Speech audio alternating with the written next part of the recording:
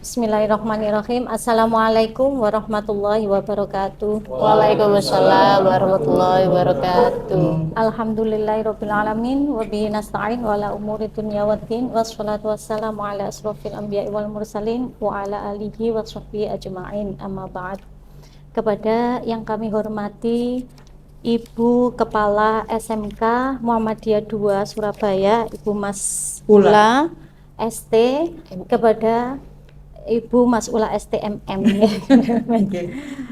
Kemudian kepada yang kami hormati Ibu Koni Hanifah selaku calon guru penggerak angkatan 11, yang kami hormati pula Bapak Ibu semuanya untuk guru SMK Muhammadiyah 2 Surabaya pada siang hari ini.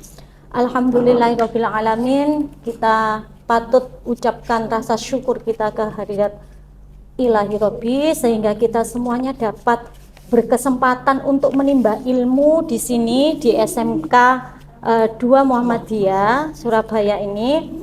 Semoga apa yang kita lakukan ini menambah wawasan kita bersama, menambah pahala kita bersama, karena apa yang kita lakukan itu seutuhnya untuk murid-murid kita.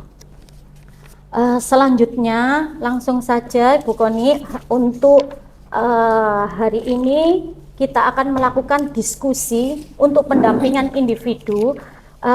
Untuk informasi saja Bapak Ibu, calon guru penggerak itu ada empat yang mendampingi Bu Koni. Ada 4 yang mendampingi CGP. Yang pertama yaitu PP atau pengajar praktek yang kita itu bisa bertemu. Kemudian ada fasilitator, kemudian ada instruktur, kemudian ada BBGP Jawa Timur, seperti itu. Nah, kita alhamdulillah saya dengan Bu Koni itu, saya dulu itu juga CGP angkatan 6. Setelah itu menjadi pengajar praktik untuk angkatan 11. Nah, untuk hari ini, untuk pendampingan individu hari ini, itu kita mengusung tema, yakni perubahan paradigma pemimpin pembelajaran, seperti itu. Apa yang dilakukan oleh CGP? Yang dilakukan oleh CGP itu menurut informasi saja, itu belajar 10 modul dengan waktu 6 bulan. Nah, diharapkan CGP akan bisa bergerak, menggerakkan sekolah ini menjadi sekolah yang lebih baik sesuai dengan paradigma dari Ki Hajar Dewantara, seperti itu. Untuk selanjutnya kami persilakan untuk Bu Mas Ula STMM untuk memberikan sambutan pada diskusi kali ini. Monggo. Gitu.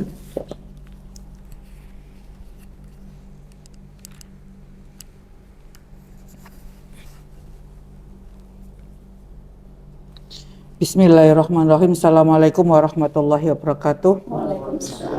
Alhamdulillahirabbil wassalatu wassalamu ala asyrofil anbiya'i wal mursalin wa ala alihi wa sahbihi ajmain, amma ba'd. Rabbi shrahli sadri wa yassirli amri wahlul 'uqdatam min lisani yafqahu qawli. Salawat serta salam tak lupa kita limpahkan kepada baginda Rasulullah Sallallahu Alaihi Wasallam. Yang saya hormati Bunda Sofi Alfu Hasana, Magister Pendidikan, ya. Untuk calon CGP Ibu Koni Hanifah dari SMK Muhammadiyah 2 Surabaya, teman-teman sejawat, ya, sahabat-sahabat SMK Muhammadiyah 2 Surabaya. Saya bangga, alhamdulillah, untuk tahun ini, dari tahun berdirinya SMK Muhammadiyah tahun 2010, sekarang tahun 2024, ada salah satu guru kita yaitu Ibu Koni sekarang yaitu mengikuti program CGP. Mudah-mudahan nanti, nah, setelah selesainya ini, Bapak Ibu yang ada di sini dan teman-teman di SMK Muhammadiyah 2 bisa menular, gitu ya. Amin Allahumma amin, gitu ya. Bisa menular apa nanti untuk kebaikan kita semua, khususnya SMK Muhammadiyah 2, terlebih wabil khusus untuk dirinya sendiri gitu ya. Dan acara diskusi pada siang ini yaitu diskusi alur pendampingan individu ya, tentang visi dan prakasa perubahan sekolah. Seperti itu, Bapak-bapak, Ibu-ibu dan yang lainnya, ucapkan jazakumullah khairan katsirah waktunya, waktu istirahatnya, karena sekarang waktunya jam istirahat siang ya, waktunya tidur mengganggu waktu istirahatnya Bapak Ibu semuanya. Mudah-mudahan Allah yang membalas kebaikan Bapak Ibu semuanya. Dari saya cukup sekian. Atau sembahun Bu Koni, tetap semangat ya. Nanti kalau ada beberapa ilmu yang ada dari pembelajaran CGP itu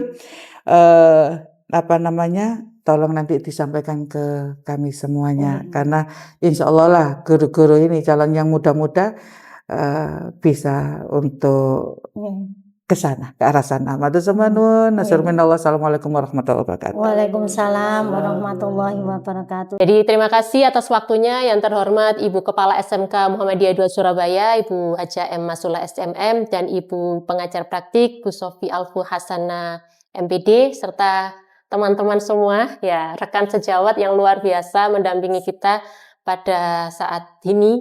Jadi di sini saya perlu menekankan untuk menyampaikan Bapak Ibu terkait dengan apa yang kita pelajari di pendidikan guru penggerak. Jadi saat ini kita mencoba untuk melihat kembali. Sebetulnya kalau kita lihat visi misi serta core values dari SMK Muhammadiyah 2 Surabaya itu sudah luar biasa. Dan effort, dampak dan juga untuk semuanya kita rasakan itu karena kita punya satu visi dan misi yang sama, yaitu seperti yang ada di SMK Muhammadiyah 2 Surabaya. Jadi di sini kita mencoba menggali kembali tentang visi yang ada itu, apakah sudah sesuai dengan pendidikan Ki Hajar Dewantara dan juga berpihak pada murid atau mengandung dari unsur dari P5-nya. Jadi Bapak Ibu, di sini saya sebelum kita bekerja ya, karena kita pengen memantik semangatnya Bapak Ibu, nah saya bacakan puisi boleh? Boleh ya. Nah, di sini ada puisi dari Bapak Soekarno, yaitu tentang Aku Melihat Indonesia, gitu ya. Karya Insinyur Soekarno. Jikalau aku berdiri di pantai Ngeliep. Oh, ada yang tahu ya Ngeliep itu gimana? Oh, enggak ada. Gini ya, mungkin dari sini aja biar nih. Aku mendengar lautan Hindia bergelora, membanting di pantai Ngeliep itu. Aku mendengar lagu sajak Indonesia.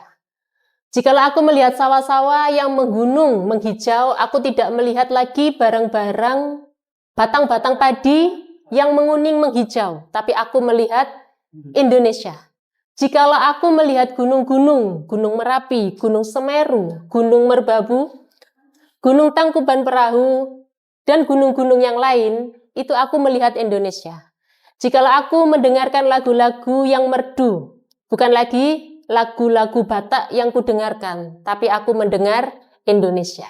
Jadi intinya Bapak Ibu, puisi ini, kita kan ada beragam, entah itu SDA ataupun SDM yang ada. Tapi dari sini tersirat makna bahwa semua yang ada itu adalah mahakarya Allah terhadap bangsa Indonesia.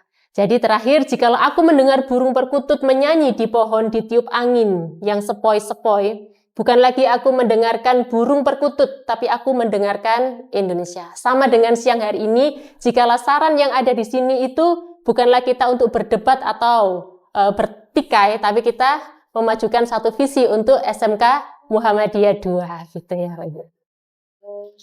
Nah, iya. Kemudian ini mungkin di sini ada landasan yang perlu kita ketahui dalam penyusunan visi yang ada. Karena kalau kita lihat dari visi yang ada sudah tercetus sebuah keinginan besar dari sebuah sekolah. Tapi di sini perlu kita ketahui dasar dari pengambilan suatu visi itu harus ada yang namanya dari inquiry apresiatif. Jadi di sini maksudnya adalah kita memiliki aset, seperti kalau kita di IT-nya, berarti kita punya banyak wawasan mengenai teknologi informasi dan komunikasi. Jadi ketika kita mencetuskan sebuah visi itu, kita harus mengikuti alur yang ada atau aset yang kita miliki. Misalkan anak-anak kita yang sudah SMK dewasa, tidak mungkin kita suruh untuk bermain, kan gitu ya. Tapi kita latih dia untuk menjadi individu yang mandiri setelah mereka lulus. Dan di sini, dari inquiry apresiatif atau prinsip yang telah kita pelajari, bahwa di sekolah kita SMK Muhammadiyah 2 Surabaya itu sudah berbasis IT. Dan anak-anak yang notabene anak SMK itu pasti mereka itu tidak akan betah kalau dia ada di kelas. Dan gadget mereka yang mereka miliki itu udah lebih canggih daripada yang lalu-lalu. Nah, dari sinilah sebuah pemikiran itu kita muncul. Kalau mereka itu diam-diam membawa handphone, kemudian laptop, alangkah baiknya itu kita manfaatkan dalam sebuah pembelajaran. Jadi di sini saya berbasis asetnya untuk menyusun sebuah visi yang ada itu adalah karena kita melek IT dan hidup di zaman Gen Z yang notabene adalah anak-anak itu tidak akan mungkin tidak paham dengan IT. Oleh karena itu kita juga harus menilai dari anak itu, kalau kita pelajari dari Ki Hajar Dewantara itu ada manusia itu unik dan juga ada di antara kodrat zaman dan kodrat yang dia miliki. Jadi misalnya kita berbicara, kita sebagai guru. Nah, pastinya kita itu tidak hanya mentransfer ilmu, tapi kita juga bisa, kalau kita lihat ya, kata-katanya itu mungkin agak unik, yaitu berhamba pada siswa. Jadi di modul Ki Hajar Dewantara itu mengatakan kalau guru itu harus berhamba pada murid. Nah, mungkin kalau itu terlalu ya, berhamba maksudnya kan kita kayak beribadah gitu kan ya. Tapi di sini kata-kata kalau kita lihat di Kamus Bahasa Indonesia itu artinya kita memenuhi kebutuhannya murid. Nah, jadi kita harus mengetahui kira-kira murid ini maunya kemana. Nah, dengan seperti itu, kita sebagai fasilitator, sebagai pendidik, itu akan bisa menggali potensi dari siswa kita untuk bisa berkembang menjadi manusia yang mandiri. Jadi, oleh karena itu, sebelum kita mencetak sebuah visi, kita harus tahu dulu aset yang kita miliki itu apa di dalam sekolah kita. Kemudian, dari sini, ada yang namanya manajemen bagja. Mungkin pernah dengar nih Bapak Ibu? Ya, belum pernah. Ya udah, habis ini harus pernah ya. Jadi bagja itu sebuah singkatan ya. Bagja is stand for apa Mr. Agus? No. Iya, ya.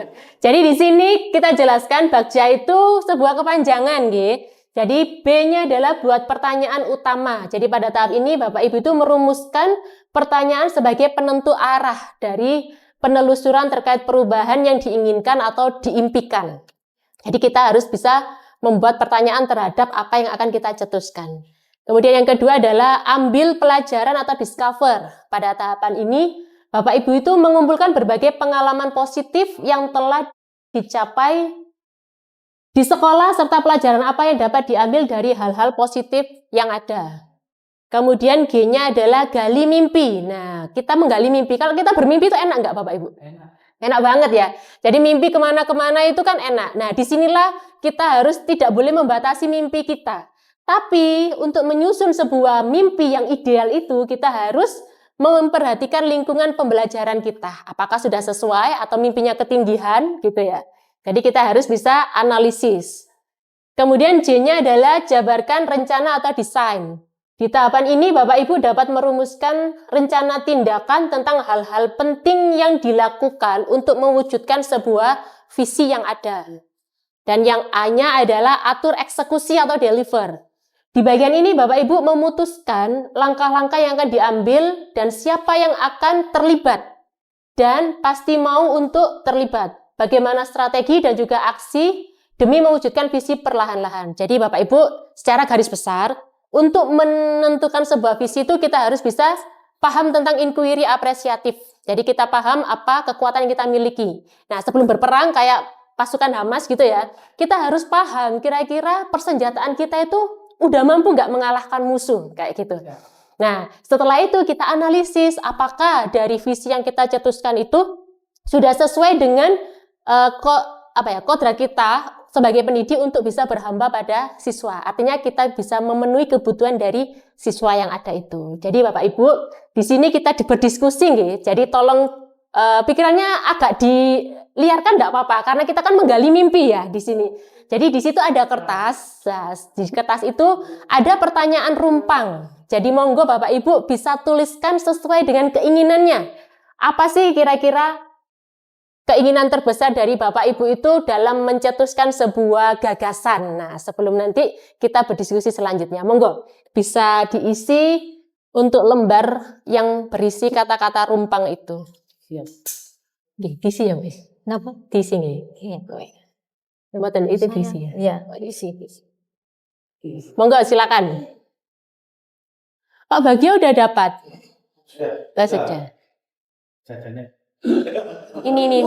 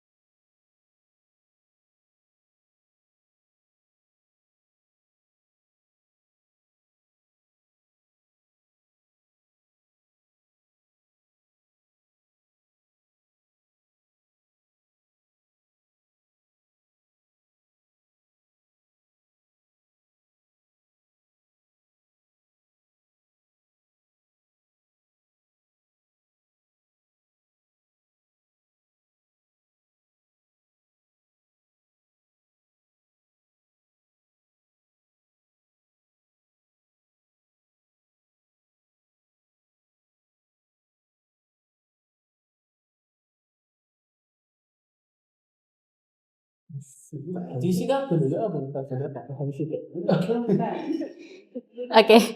Nggih, sampun semuanya nggih?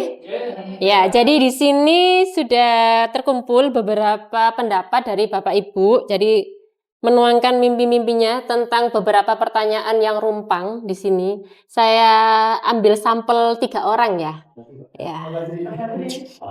Ini dari segi religi. Nah, untuk yang pertanyaan pertama ini dari Bu Darti. Bu Darti ini beliau wakil kesiswaan, Bu. Jadi ya yang berhubungan sama siswa-siswa gitu.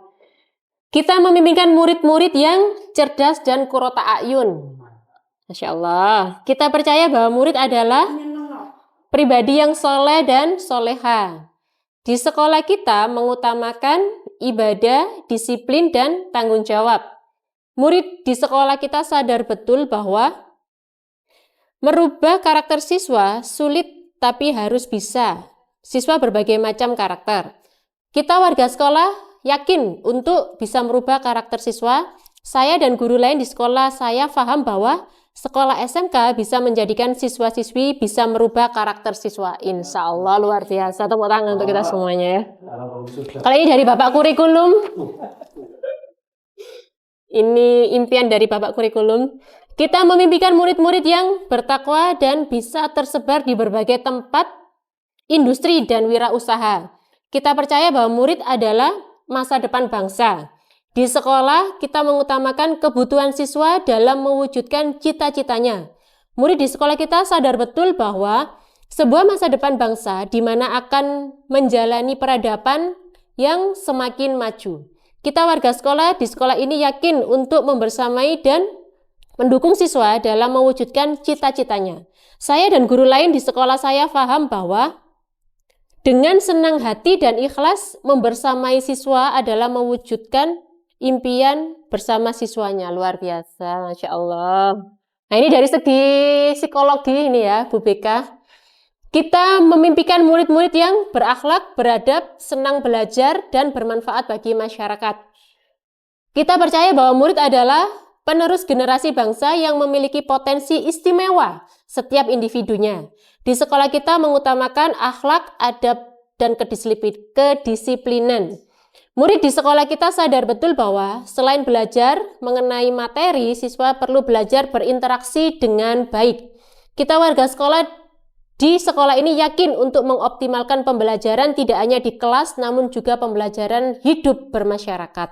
Dan saya serta guru lain di sekolah saya paham bahwa menjadi teladan yang baik agar siswa turut mencontoh kebaikan yang kita lakukan. Luar biasa, Masya Allah. Tepuk tangan untuk kita semuanya, Bapak Ibu. Jadi secara kesimpulan dari ketiga percontohan tadi yang semuanya akan kita analisis ya, tapi untuk sekedar percontohan tadi, 3 dari saran Bapak Ibu, secara garis besar, impian Bapak Ibu itu pasti berhambakan pada siswa, betul? Ya, dan memimpikan anak yang beradab daripada berilmu. Nah, dari keinginan ini Bapak Ibu, kita bisa memiliki aset. Jadi kalau kita memiliki anak yang sudah berlandaskan soleh dan solehanya, jadi untuk karakter ke depannya itu kita akan bisa lebih mudah membentuk. Jadi intinya kita sebagai pendidik atau fasilitator ini adalah tugasnya mengantarkan, ya, bukan mendiskriminasi atau mengintimidasi. Jadi anak itu akan datang dari berbagai karakter, betul, berbagai potensi yang ada. Jadi di sini kita hanya mengarahkan, kira-kira anak ini kalau sudah ada bakat, ya kita tinggal menggali di dalamnya. Dan itu merupakan tugas berat ya, tidak hanya sebagai fasilitator itu gampang, tapi berat. Karena kita harus memberikan treatment terbaik, gimana sih potensi anak itu bisa muncul secara maksimal.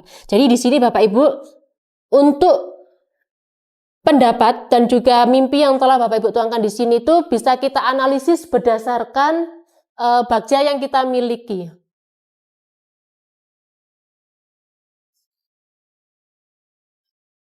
Ini dimatikan Kak Pak Ij? Restart tonight? Tonight. Nah, di sini Bapak Ibu, dari sebuah gagasan yang telah disampaikan tadi, kita bisa pastinya membuat pertanyaan dari pernyataan yang Bapak Ibu buat. Dan kalau kita lihat, nah kita bersama-sama sedikit menelaah ya, bukan mengkritisi secara dalam, gitu. Mohon maaf, Bu Masula, mohon izin. Ya, di sini saya menampilkan tentang visi, misi, dan core values dari SMK Muhammadiyah 2 Surabaya, di mana visi kita itu adalah bertakwa, kompeten, dan kerjasama. Nah, dari kalimat ini kita bisa memberikan suatu saran. Bagaimana menurut Bapak Ibu? Apakah visi ini bertakwa, kompeten, dan bekerja sama ini sudah sesuai dengan impian dari Bapak Ibu semuanya? Ya, dimulai dari Bapak. Kalau menurut saya ya, kalau yang namanya visi-visi sih sebenarnya kedepannya ya juga harus berkembang juga kan seperti itu. Kalau saya lihat memang di sini apa yang sudah ada di visi misi itu juga sudah dilaksanakan terkait membentuk anak untuk menjadi lebih baik. Nah, contohnya kalau kita tinjau dari segi keagamaannya, karena sekolah kita sekolah Islam ya, di sekolah kita sudah melakukan ya tadarus keliling, pembiasaan ngaji, pembiasaan sholat dan lain sebagainya. Mungkin yang menjadi kekurangannya cuman apa ya istilahnya, mungkin penilaiannya anak aja, penilaiannya anak supaya kita punya tolak ukur. Anak itu kan tiap hari pembiasaan sholat, yang awalnya anak-anak masuk di sekolah kita rodok bedik, saya lihat akhir-akhir ini sudah lumayan tertata, bagus gitu. Jadi ngobrolnya kita nggak terlalu ekstrim. Mungkin itu aja Bu Koni. Selanjutnya monggo. Ya, terima kasih atas kesempatannya. Ya, mungkin mengenai visi kita, saya kira untuk sekolah IT itu memang ada kompeten, itu sesuai karena kita bernaungan dengan Muhammadiyah, tentunya di situ keislamannya kuat, yang utama takwa. Setelah takwa, kemudian kompeten. Itu memang wajib harus dikuasai oleh anak-anak SMK. Kalau memang nggak kompeten, nggak mungkin kita bisa mengembangkan ataupun memberikan inovasi, apalagi bisa berprestasi seperti itu. Kemudian yang terakhir, ini yang tak kalah penting, yaitu ada kerjasama. Ini tentu karena kita makhluk sosial, nggak mungkin lepas dari yang namanya kerjasama. Baik itu dengan semua pihak dimanapun, terutama di dunia usaha dan dunia industri. Karena arahnya nanti setelah lulus anak-anak bisa berwirausaha, bisa juga bekerja, dan juga melanjutkan ke perguruan tinggi seperti itu. Mungkin yang lain monggo mau menambahkan.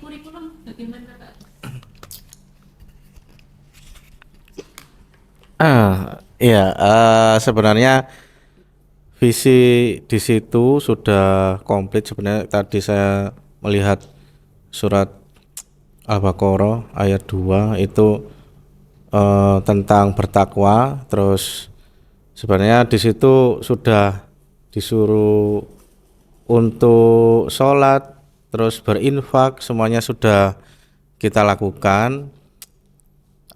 Cuman kita tinggal mengelaborasikan aja. Jadi contohnya saya contohkan di sini adalah berinfak. Di situ kita biasanya kan menggunakan harta. Nah, mungkin nanti bisa kita gunakan untuk berinfak menggunakan tenaga atau ide atau yang lainnya. Nah, seperti itu. Jadi memang salah satu ajaran agama itu kalau misalkan negara suatu peradaban tuh ingin maju, itu dianjurkan untuk berinfak. Itu baik dengan harta maupun dengan tenaga dan ide. Terima kasih. Baik, terima kasih kesempatannya. Bismillahirrahmanirrahim. Assalamualaikum warahmatullahi wabarakatuh. Baik, seputar terkait dengan visi misi sekolah yang sudah kita biasa dengarkan, kemudian kita baca di setiap sudut sekolah gitu ya, terkait dengan bertakwa ya, itu tidak bisa kita lepaskan terlepas dari apakah ini sekolah Islam atau bukan, tapi karena memang salah satu hal yang menjadi utama adalah takwa, yaitu salah satunya juga terkait dengan akhlak adabnya, kemudian imannya anak-anak, kemudian bagaimana keilmuan itu bisa masuk karena anak-anak sudah paham betul terkait dengan akhlak dan adabnya gitu. Jadi sebelum ilmu itu ada adab dulu. Jadi di sini terkait dengan ketakwaan itu insya Allah sudah dipupuk mulai dari hal yang terkecil gitu. Itu mulai dari selain sholat wajib, sholat sunnah juga untuk pembiasaannya. Kemudian selain itu di sini karena kita memang di sekolah SMK, jadi untuk kompeten ini anak-anak sesuai dengan jurusannya mereka harus mampu minimal menguasai salah satu bidang. Misalkan nanti di multimedia mungkin atau di DKV dia pembelajarannya ada desain atau membuat ilustrasi, maka bisa jadi anak-anak fokus di salah satu atau banyak hal gitu. Tapi kita utamakan di salah satu dulu biar dia bisa berkembang di potensi itu. Terus juga terkait dengan kerjasama gitu. Bagaimana anak-anak ini nanti tidak hanya bekerja di sektor usaha dan industri, tapi bagaimana juga bisa bekerja sama agar karyanya anak-anak ini dari kompetensinya mereka itu bisa bermanfaat untuk masyarakat. Insya Allah seperti itu. Tentang visi misi sekolah. Ya, kami mengikuti tadi. Assalamualaikum warahmatullahi wabarakatuh.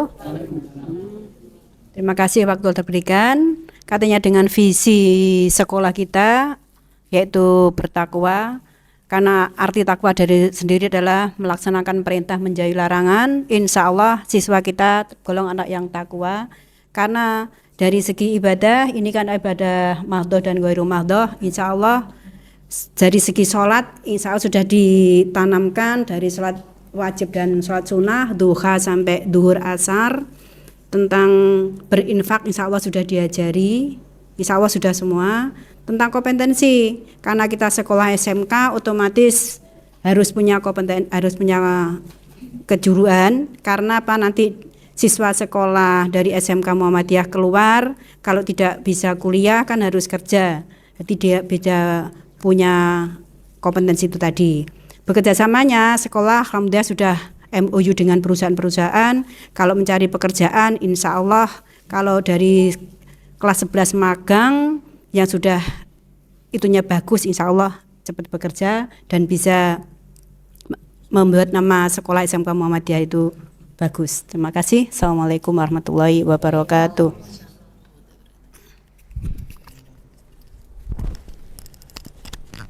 Ya, terima kasih atas sarannya yang telah disampaikan gitu ya terhadap visi dari SMK Muhammadiyah 2 Surabaya itu memang ringkes ya. Jadi kita menghafalkannya itu enak ya, beriman, kompeten dan bekerja sama. Nah, tapi di sini kita juga perlu kadang yang tertulis itu hanya bisa dimaknai oleh kita sendiri gitu ya. Bagi pembaca lain mungkin masih belum paham terkait dengan pernyataan yang ada. Oleh karena itu di sini mungkin di sini ada beberapa tambahan gitu ya. Dari visi yang ada ini masih belum terlihat ya, sasarannya itu masih ambigu. Apakah ke siswanya atau ke sekolahnya? Nah, dalam artian kayak gini, kadang itu kan ada yang tipenya sekolah itu berbasis IT. Jadi sekolahnya yang punya alat-alat yang canggih. Tapi ada juga yang sekolah yang mengajarkan IT kepada anak. Nah, kalau misalnya kita lihat di sini untuk kerjasama sama kompetennya itu antara sekolah atau anak dengan perusahaan. Jadi di sini ada sedikit keambiguan dari pembaca ya, kalau misalnya orang awam yang membaca visi kita. Jadi perlu dijelaskan kira-kira kompeten ini kompeten yang seperti apa. Apakah anak yang berakhlak itu kan juga termasuk seorang anak yang kompeten gitu ya. Kompeten IT-nya atau kompeten ibadahnya. Nah, di situ. Kemudian belum berpihak pada siswa itu dalam artian kita masih belum melihat apakah ini semua itu ditujukan untuk siswa. Memang kalau sekolah, kepala sekolah yang membuat itu tujuannya adalah untuk sekolah secara global. Tapi di sini kita mencoba menyaring aspirasi dari Bapak Ibu, kira-kira dari visi yang ada ini perlu ditambahi sebagai kalimat apa? Biar itu mewakili semua yang ada sebagai warga SMK Muhammadiyah 2 Surabaya. Dan di sini masih belum memperlihatkan kodrat zaman anak. Dalam artian kodrat zaman kalau kita dulu dengan sekarang 360 berbeda. Ya, 180 derajat berbeda sekali. Sekarang zamannya IT. Kalau dulu mungkin Facebook masih familiar ya, booming. Kalau sekarang mungkin sudah agak tertinggal dan tersalip oleh aplikasi-aplikasi yang lainnya. Jadi di sini perlu kita tekankan untuk visi ini harus mengandung keberpihakan pada siswa, kemudian mengandung unsur dari P5 yang kita ketahui itu kan ya, beriman, bertakwa, mandiri, gotong royong, kebinekaan. Nah, di sini perlu adanya suatu penambahan dari visi yang ada. Kita hanya sebatas untuk memberikan saran ya, tidak mengintimidasi dari visi yang ada. Oleh karena itu dari visi yang ada ini sesuai dengan yang diberikan oleh modul kami di pendidikan ini, saya mencoba untuk membuat visi yaitu terwujudnya generasi pembelajar yang mandiri, inovatif, dan berdaya saing global. Nah, kalau kita lihat di sini mungkin lesapan dari soleh-solehanya belum ada gitu ya. Tapi di sini inovatif itu sudah mencakup semuanya. Nah, artinya anak yang inovatif itu anak yang tidak hanya berdiam diri untuk menerima ilmu aja, tapi dia juga untuk menggali potensi yang ada. Kalau dia di sekolah Islam, pastinya dia akan menggali karakternya dia. Tapi kalau dia ada di IT-nya, pasti dia akan mencoba mendalami apa yang menjadi kebutuhan dia di jurusan itu. Karena kita kan kejuruan, jadi inovasi itulah yang akan kita munculkan serta berdaya saing global dalam artian setelah lulus anak ini kira-kira menjadi perhitungan atau diperhitungkan. Nah, lulus menjadi perhitungan artinya menambah pengangguran atau menjadi orang yang menciptakan lapangan pekerjaan. Nah, disinilah tercetus untuk visi dari tugas guru penggerak ini adalah terwujudnya generasi pembelajar yang mandiri, inovatif, dan berdaya saing global. Dengan prakarsa perubahannya untuk visi itu memang akan di breakdown ya Bapak Ibu. Jadi di sini saya membuat salah satu dari prakarsa perubahan dari visi yang ada. Jadi akan ada banyak. Sehingga salah satunya yang saya tampilkan adalah meningkatkan minat belajar dan daya kreasi belajar peserta didik melalui pemanfaatan TIK. Nah, di sini saya mencoba membuat satu prakarsa dari visi yang ada itu dalam PBM. Nah, yang kita tahu anak-anak kita kan luar biasa nih ya. Ya, jadi nggak akan betah di kelas pastinya. Kalau kita, apalagi saya ya, pelajaran matematika itu kan membosankan, tapi seru kan ya? Ya, luar biasa. Jadi di sini kita mencoba mengkolaborasikan. Nah, kalau misalnya belajar matematika, belajar fisika, belajar agama, yang mungkin notabene anak-anak itu akan belajar bahasa asing. Nah, tapi dengan kita berkolaborasi dengan kegemaran anak-anak, yaitu di IT-nya, pemanfaatan gadget ataupun aplikasi pendukung yang lainnya, insya Allah belajar itu akan sedikit berseni. Walaupun sebenarnya kita sedang memberikan transfer ilmu di dalamnya. Nah, disitulah sedikit untuk bisa membangkitkan motivasi, minimal anak-anak bisa termotivasi dari apa yang kita berikan di dalam pembelajaran itu. Jadi ini adalah salah satu prakarsa perubahannya dengan identifikasi rancangan bagja yang ada ya Bapak Ibu. Nah, kalau sudah ada sebuah prakarsa, berarti kita masukkan ke bagja yang tadi, yaitu pertama buat pertanyaan utama yang berisi pertanyaan dan juga tindakan. Bagaimana cara meningkatkan minat belajar dan daya kreasi peserta didik melalui pemanfaatan TIK? Nah, saya yakin kalau di sini adalah banyak guru produktif TIK. Jadi saya akan merasa memerlukan untuk diskusi dengan para kaprodi, dengan guru IT untuk gimana sih kira-kira untuk membuat modifikasi berbasis IT dalam sebuah pembelajaran. Kemudian di sini untuk ambil pelajarannya ya. Isi pertanyaannya salah satunya adalah siapa guru ahli TIK yang selalu memanfaatkan TIK dalam pembelajaran. Nah, pastinya Bapak Ibu guru PAV, DMI atau desain multimedia interaktif itu udah full menggunakan alat-alat TIK gitu ya. Nah, dari sini saya mencoba untuk mengemasnya, gimana caranya kita menyajikan di dalamnya itu sebuah alat kegemarannya yang akan dipakai anak-anak. Untuk selanjutnya yaitu mengenai gali mimpi ya, seperti tadi bermimpi ya, apakah pemanfaatan TIK itu dapat meningkatkan minat belajarnya. Nah, kebiasaan apa yang akan saya lakukan untuk mempertahankan budaya pemanfaatan TIK dengan tindakan seperti melakukan kolaborasi dengan tim teaching. Kemudian untuk selanjutnya yaitu menjabarkan rencana. Nah, langkah apa setelah ada sebuah mimpi itu tadi untuk mewujudkan prakarsa perubahan yang kita cetuskan. Dan yang terakhir adalah eksekusi. Nah, di pihak inilah, di bagian ini sangatlah penting karena kita harus tahu dengan siapa kita akan berkolaborasi. Nah, pastinya kita akan berkolaborasi dengan Bapak Ibu yang punya visi yang sama, betul kan ya? Nah, kita menggandeng orang-orang yang memang memiliki visi yang sama dan bagaimana untuk bisa memonitoring dari jalannya visi yang kita buat. Nah, selama itu. Sehingga kita perlu tindakannya adalah membentuk tim dari penanggung jawab dari program kegiatan ini. Jadi itu Bapak Ibu untuk visi dan juga prakarsa perubahan yang telah kita buat di dalam modul visi guru penggerak ini. Jadi untuk visi yang ada ini semoga ke depannya kita bisa memberikan sebuah masukan agar visi tersebut bisa terarah dan tepat sasaran. Mungkin itu dari saya. Terima kasih atas perhatiannya. Wassalamualaikum warahmatullahi wabarakatuh.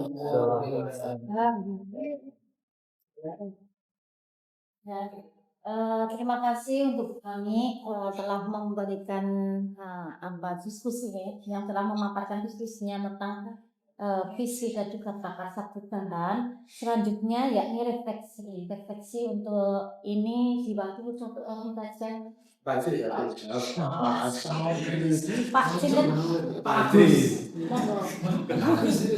Silakan. Bagus. Pak kurikulum sih. Pak kurikulum aja. Refleksi dari kegiatan ini apa? Untuk apa perasaannya, kemudian apa yang bisa dipelajari dari diskusi kali ini. Oke, baik. Terima kasih. Jadi refleksi dari pembelajaran ini sedikit banyak itu bisa mengembalikan tatanan berpikir. Jadi untuk bisa mengembalikan bagaimana kita bertujuan dalam sebagai guru, terus dalam menyelenggarakan pendidikan di sekolah. Nah, seperti itu. Terima kasih Pak Sinan. Ya, bagus Bagus, ya. ya, Terima bagus. kasih. Untuk tema kali ini yakni perubahan paradigma pemimpin pembelajaran. Maka dari itu ini sebenarnya Bagja itu adalah metode yang dibuat oleh pemrakarsa CGP sendiri. Tidak ada aslinya. Aslinya itu teorinya adalah inquiry apresiatif yang tadi sebagai manajemen perubahan, yaitu kita melihat aset atau kekuatan bukan kekurangan seperti itu. Nah, kemudian di breakdown untuk metodenya, makanya diatur seperti itu, ada B buat pertanyaan. Nah, itu supaya memudahkan saja. Hanya informasi saja, Bagja itu dari bahasa Sunda Bapak Ibu. Bagja itu artinya bahagia. Bahagia, nggih. Bagja itu artinya bahagia. Makanya orang Sunda itu banyak yang namanya Bagja. Jadi ya namanya Bagja. Nah, ya di sini dibuat singkatan seperti itu. B itu buat pertanyaan, itu untuk memudahkan saja, untuk memudahkan kita bagaimana langkah-langkah kita itu menyusun rencana perubahan itu. Nah, seperti itu. Kemudian tadi Bu Koni untuk yang visi bagus tadi, kemudian visinya sini juga bagus nggih. Kemudian yang tadi perubahannya untuk Bu Koni itu mungkin kan karena kita itu di sini itu adalah nomor 1 Islam ya, maksudnya itu ya itu belum ditampilkan, itu karena penting sekali, karena penting itu nomor 1 di sini. Kemudian untuk yang visi untuk sekolah sini itu sudah bagus. Nah, namun perlu ditambahi adalah kata-kata kerja nih Bapak Ibu, biasa kata-kata kerja mewujudkan seperti itu. Ya, untuk ini B buat rencana, kemudian A atur eksekusi, yang kedua buat rencana, kemudian ambil pelajaran ya. Kalau ambil pelajaran ini itu jenengan mencari sekolah yang sudah menerapkan itu, istilahnya studi banding lah. Sekolah yang itu prakarsa perubahannya yang ya itu kita itu bisa ATM atau amati tiru modifikasi seperti itu. Karena kita guru Bapak Ibu, guru itu memang ATM bukan dosen. Dosen itu ilmuwan, jadi menciptakan ilmu. Kita kalau guru itu memodifikasi seperti ini, memodifikasi. Makanya tidak ada tunjangan ilmuwan. Kalau dosen ilmuwan seperti itu. Itu saja. Dan yang terakhir Bapak Ibu, aksi tanpa visi mau kemana sih? Visi tanpa aksi emang mimpi. Visi plus aksi pasti berprestasi. Kuncinya 4, Koko-divo, komitmen, konsisten, disiplin, dan fokus. Itu saja. Itu saja dari saya. Terima kasih untuk diskusinya dan mengganggu waktu tidurnya. Semoga diskusi kali ini bisa menjadi ilmu kita semuanya, dan semoga nanti juga ada ada Bu Koni-Koni yang lainnya yang akan nanti meneruskan CGP yang lainnya. Dan aslinya mudah sekali Bapak Ibu, tidak sulit kayaknya sulit, enggak. Nanti bilang Bu Koni tidak sulit sama sekali, karena apa yang kita lakukan sajalah. Kalau kita itu istilahnya tulus kepada murid, insya Allah apa yang ada di pertanyaan itu kita mengalir saja, karena itu adalah dari diri kita sendiri. Kita itu istilahnya melayani murid, ya kalau kita benar-benar melayani murid, kemudian tulus pada murid, insya Allah semua itu isi-isi yang ada di CGP itu pasti lolos. Seperti itu. Dari saya sebagai pengajar praktik dari Bu Koni, mohon maaf apabila pada diskusi kali ini ada salah kata, kemudian Bapak Ibu waktunya diluangkan atau direpotkan pada siang hari ini. Saya mohon maaf yang sebesar-besarnya. Terima kasih dari saya. Wassalamualaikum warahmatullahi wabarakatuh. Monggo Bu Koni.